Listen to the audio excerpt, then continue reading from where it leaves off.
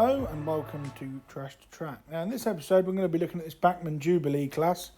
It's been sent in by Rex. Now Rex has told me that he's tried to convert this. Now it's a DCC ready model, but he wants it to be DC only because I think because from reading the email, because of age etc, he can't get on with the little loco to tender pin connection plug. So he's tried to convert this so that it picks up from just the loco wheel straight to the motor. And he sent it in to see if I can finish it because he couldn't get on with it. So I thought I'd have a look. There's some spare parts sellotaped in the box here. Not all of them are applicable to this model.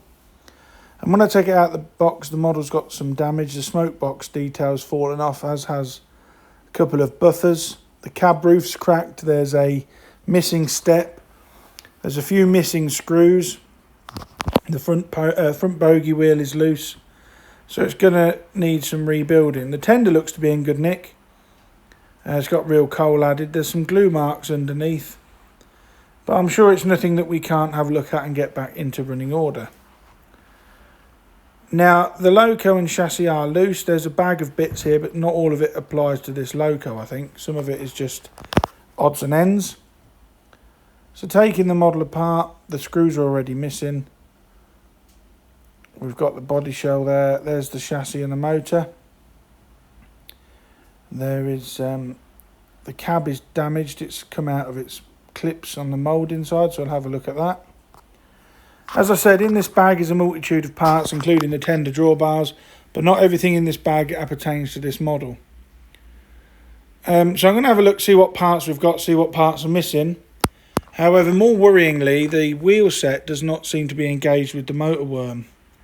So I don't know if there's a cracked or missing gear on this, but this wheel set should not turn. And you can see there that rod, that side rod linkage is bent, so that's going to have to be straightened out. So I'm going to have a quick look in the tender. There's the DCC interface that goes to one of those micro plug things that Rex can't get on with. But other than that, the tender looks to be in okay order. There's a lot of dried glue. I think one of the clips might have broke.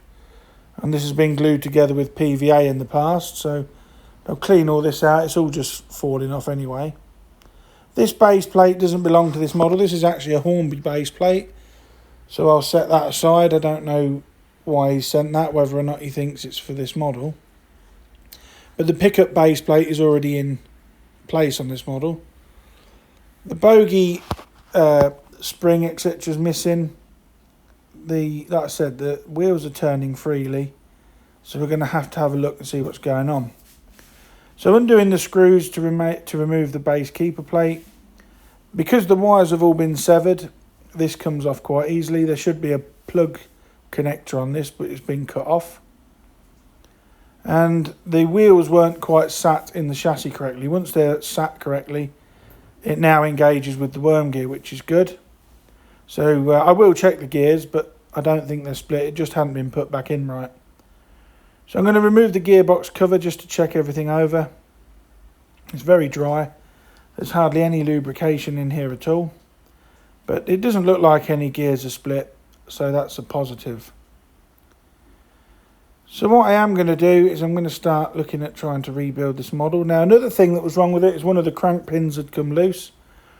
So with a very small flat bladed screwdriver, I'm going to tighten up this crank pin because it had worked very, very loose, almost to the point where it had fallen out. I don't know if it's worked itself like that or whether Rex has undone that when he was trying to disassemble the model. But everything else looks clean. It is relatively clean in here where the wheels go. There's no proper bearings on this model. They do just sit in the die-cast chassis. And cleaning it up with a cotton bud and meths, you can see on the cotton bud there's very little in the way of dirt, lubrication or anything on the inside here. It's very, very dry. Compared to other models, this is practically spotless. But I give it a once over anyway. And then I clean the pickups. Little bits of fluff on them, but nothing out of the ordinary, nothing that you wouldn't expect. So once they're all clean, I'm going to adjust a couple of them. Two of them are badly bent out of shape. There's no way they would be touching the wheel backs anywhere near when we put this back together, so I do adjust them with these smooth jawed tweezer nose pliers. I find that the brass on Bachmann models pickups is a lot thicker and more forgiving than the Hornby ones. Small drop of oil on all the axles because there's no lubrication in this model at all, as I just said. So using this pin dropper, I'm just dropping a bit on the axles there, so when it turns around it will lubricate the axles and hopefully aid in good running. And a small amount of Labelle 106 grease on the gear that's on the axle there. So now that that's all been cleaned and re-lubricated, I'm going to put the base plate on, and the two wires that act as pickup wires thread through holes in the die-cast chassis.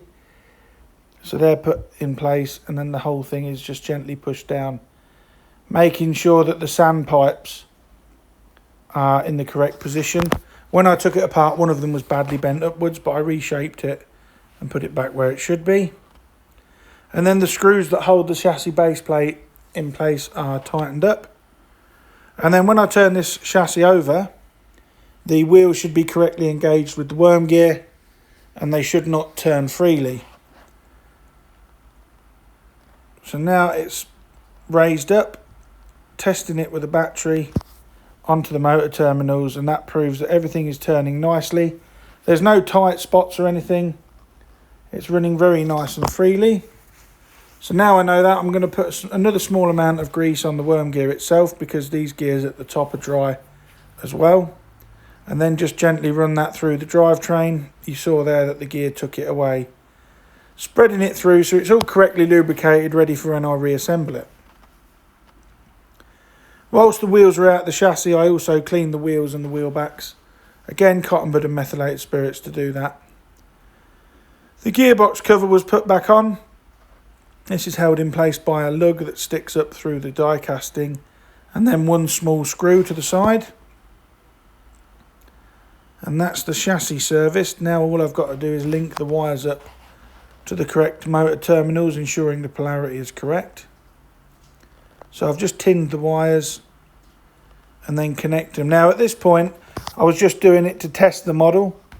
To refit the body shell, what I had to do was desolder the wires and extend them slightly, because the wires were so short, they'd been cut so short, the body shell wouldn't go on because the wires were too taut. There was not enough play in them. But when the wires are soldered direct to the motor terminals, this is what Rex wanted. He wanted it to be picked up directly from the loco wheel straight to the motor.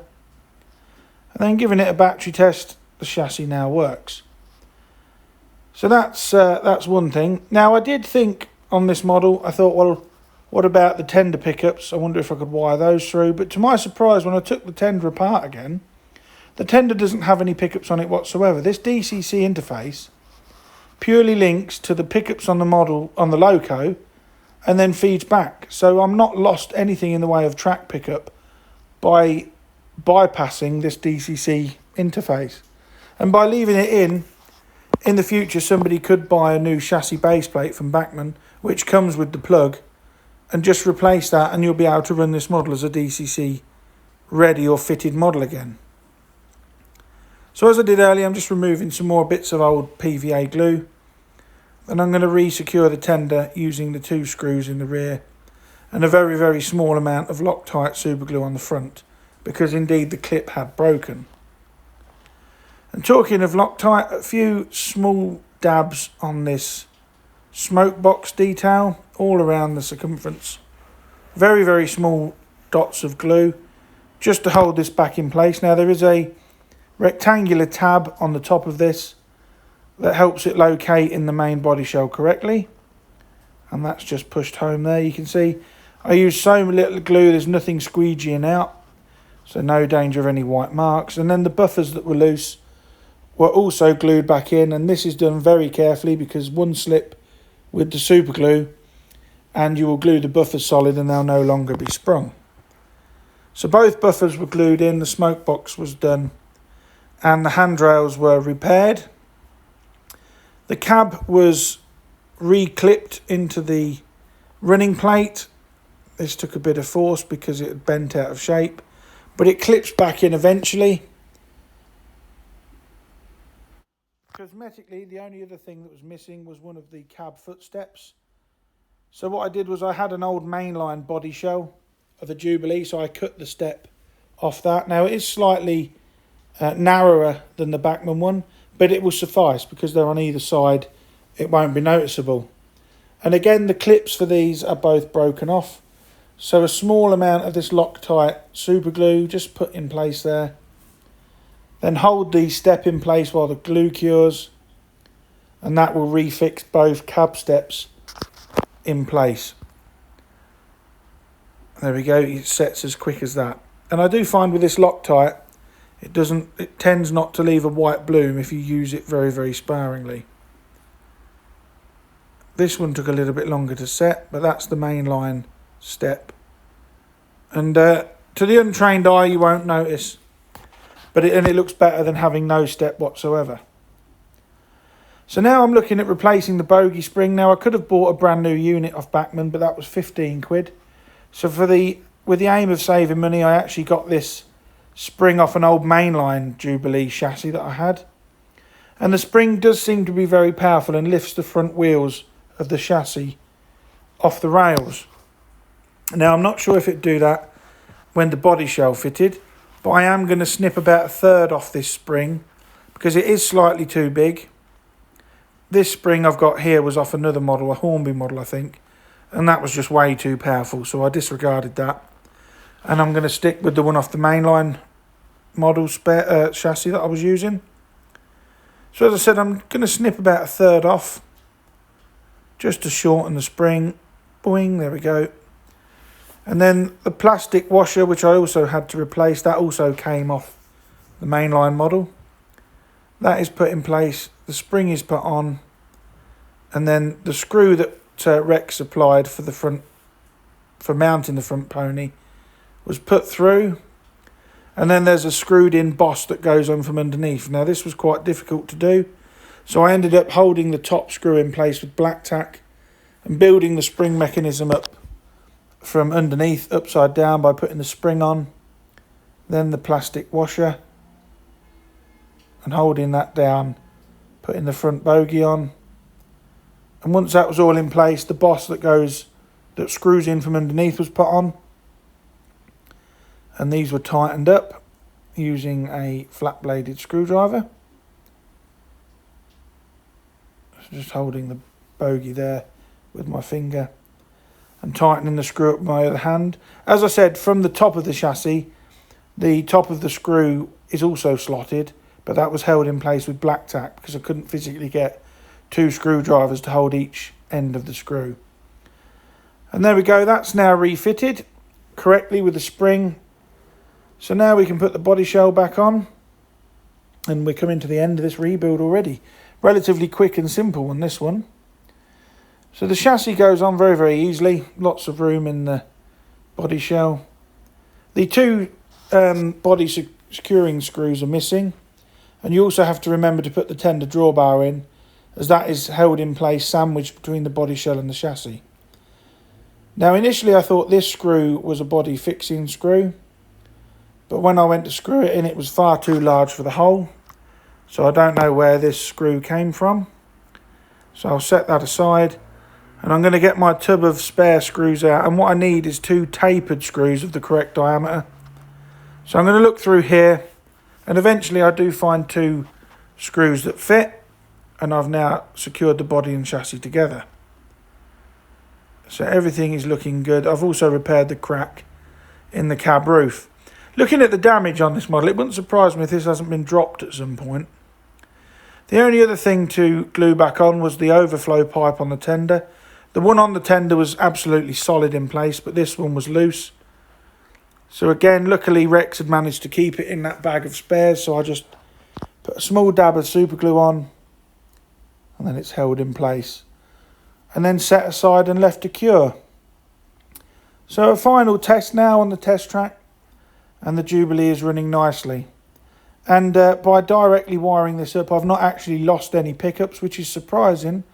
Considering Bachmann went to the trouble of tooling the tender to fit the DCC socket, I'm surprised there's no pickups in the tender, to be honest. Now, the Bachmann Jubilee is all done, and I'm just showing you there that new spring on the front. The front driving wheels are on the workbench, so that spring is not too powerful, it is just right. And that is Rex's Jubilee rebuilt, a nice and relatively simple rebuild for a change. If you've got an engine or anything you'd like to see repaired, DCC fitted or featured on the channel, please email me at dansmodelrailways@gmail.com. Have a look and get it sent over, and who knows, it may even feature in an episode all of its own. So I'll leave you now with some shots of Rex's Jubilee running around on a rake of Pullmans on the Trains for You DC test layout. And it was running around like this for a good half hour, 40 minutes. No trouble at all. And it could handle these 4 coaches with ease. And to be honest, I like the look of this Jubilee on a rake of Pullmans. I was going to put it on a freight train, but I thought, no, I'll give it a bit of prestige. So thanks again for watching Trash to Track. Please like, share and subscribe. And I will catch you all in the next video. Bye for now.